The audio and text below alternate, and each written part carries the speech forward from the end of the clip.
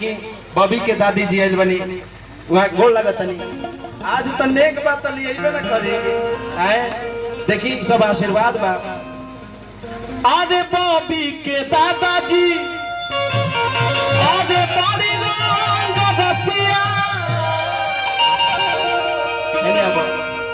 अरे बड़ी रंग रसिया रउआ जरतिए काटत तनी एने अब एने अब ये आशीर्वाद हो है देखा तनी जरती काटत तनी खुदरा करा के लेके नहीं है क्या राजवा आई बा बबुआ बा आ दादी होई दिलदार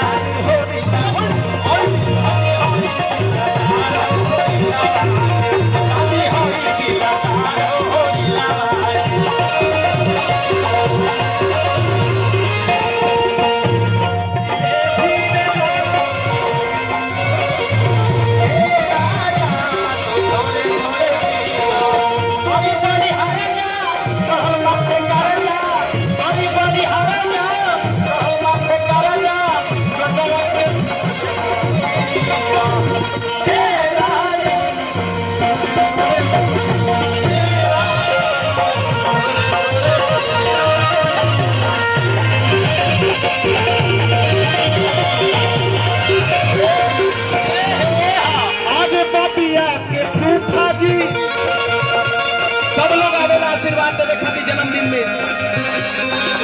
बबिया के फूफा जी